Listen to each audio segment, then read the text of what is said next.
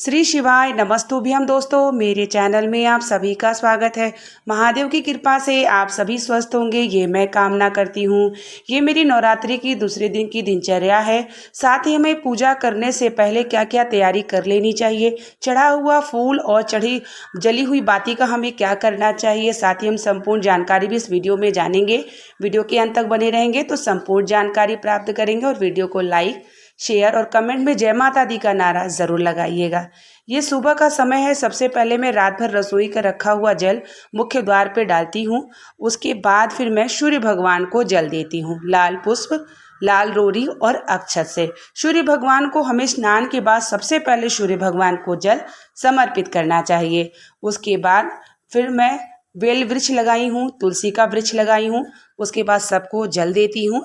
फिर मेरी बारी आती है नीम की पूजा की। पूजा से पहले हमें नवरात्रि में तैयारी ये करनी होती है कि चढ़ा हुआ रात का फूल हमें, दूसरी हमें पोछा, वहाँ पर बर्तन, जो भी माता रानी का भोग वगैरह हम चढ़ाते हैं, दिया बाती जलाते हैं, तो सभी बर्तन हमें धुलना समय पर, ताकि हमारा जो पूजा है वो सही समय पर हो सके।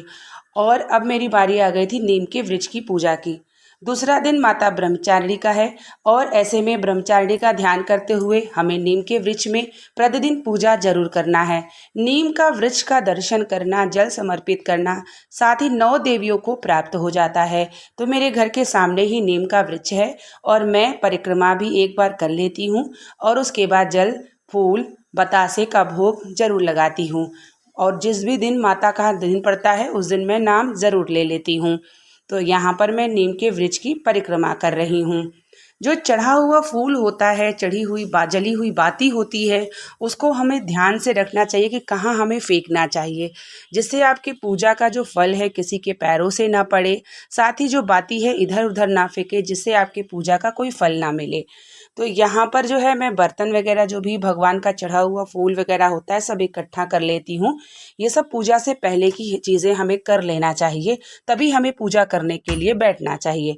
तो यहाँ पर चढ़ा हुआ फूल, पान का पत्ता, लौंग, इलायची और जो भी चीज़ें मैं चढ़ाई हूँ उसको अलग अलग रख लूँगी। और उसके बाद मैं वहीं फेंकती हूँ जहाँ पर निर्माल्य फेंका जाता है, क्योंकि देखिए जल और प्रवाह में तो फेंकने को मना है, लेकिन ऐसी जगह फेंकिए जहाँ पर वह खाद बन जाए और किसी के पैरों से ना लगे। तो इस बात का विशेष ध्यान रखिए। नवरात्रि में पूजा के साथ साथ हमें भगवान माता रानी के चढ़ा हुआ हर एक चीज़ को बहुत ही ध्यानपूर्वक फेंकना है, कहीं भी रखना है जिससे पैरों से ना लगे। तो देखिए ये बची हुई बाती है, इसका मैं क्या करती हूँ। और ये जो फूल है चढ़ा हुआ, तुलसी का माला है, जैसा कि मंगलवार को हमारे यहाँ सुंदरकांड का पाठ भी होता है, तो तुलसी का माला भी चढ़ा हुआ है, माता का फूल है, पंचामृत स्नान थोड़ा है। तो ये सब चीज़ों को मैं अपने घर के बगल में प्लॉट है, वहाँ पर जो है क्या होता है कि हमारे यहाँ निर्माल्य फेंका जाता है। और जैसे ये देखिए बची हुई बाती को मैं गमले में रख देती हूँ एक एक करके। उसके बाद गमले के अंदर या किसी मिट्टी में गाड़ सकते हैं, कहीं इधर उधर उसे ना फेंकें, जिससे पैरों से ना लगे, जिससे आपका पूजा का कोई फल ना मिले। तो यहाँ पर पूजा का निर्माल्य जो है, और ये धूप से सूख जाता है और खाद के रूप में हो जाता है।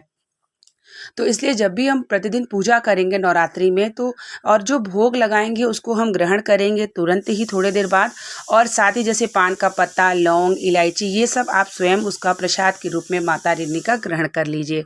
कोई भी चीज़ समर्पित करेंगे, इस बात का ध्यान रखिए कि पैरों से ना लगे, किसी अन्य के पैरों से भी ना लगे।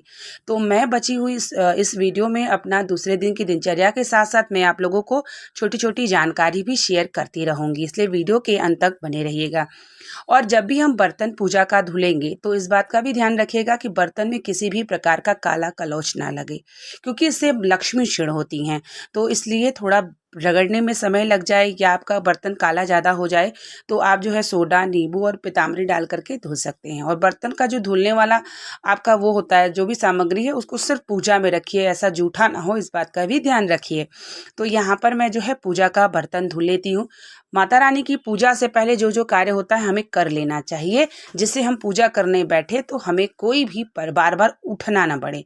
तो इस तरीके से सुबह मैं जो है तुलसी के वृक्ष में बिल्व वृक्ष में, मुख्य द्वार का रात भर का जल, जो पितृदोष के लिए मैंने आप लोगों को पहले भी वीडियो में शेयर किया है कि अगर आपके घर में पितृदोष है तो रसोई घर में जल, जहाँ पीने का स्थान होता है पानी का, वहाँ पर रात भर तांबे के पात्र में जल रख के ढक के रख दें और सुबह अपने मुख्य द्वार पर छिड़काव करें। इससे आपके पितरों को तर्पण मिलता है और पितृदोष भी समाप्त हो जाते हैं।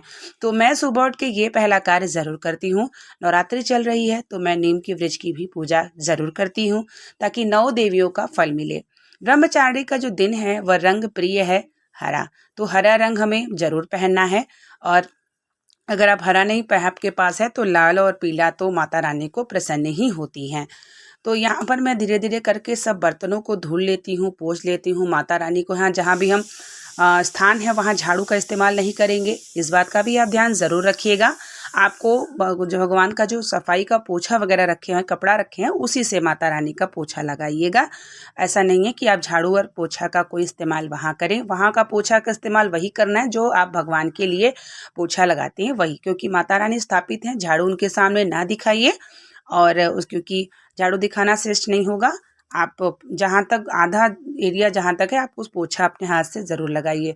तो पोछा लगाती हूँ तो जो दीपक के नीचे चावल रखती हैं उसका भी हमें क्या करना चाहिए, रोज़ जैसे कि घी या तेल गिर जाता है, जैसे आपने अगर अखंड जोत नहीं रखा है सुबह शाम के दिया तो आप प्रतिदिन चावल बदल सकते हैं, उसे आप चिड़ियों के लिए डाल सकते हैं जो आप दीपक के नीचे रखते हैं।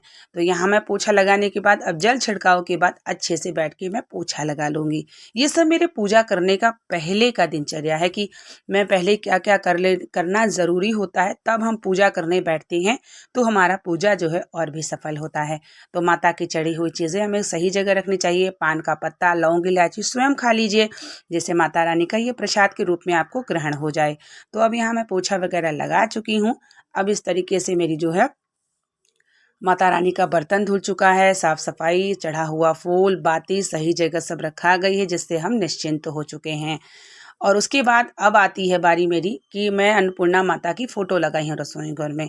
तो नवरात्रि में अन्नपूर्णा माता की भी मैं पूजा करती हूँ, ध्यान करती हूँ कि हे माता, मेरे घर में, रसोई घर में, आपके घर में जो आए वह कभी भूखे पेट ना जाए, इतने भंडार को भरो कि हमेशा वह आपका भंडार कभी खाली ना हो। अन्नपूर्णा माता की देखिए फ़ोटो में रसोई घर में ज़रूर लगाना चाहिए, जिससे आपके घर में भंडार की कमी कभी ना हो।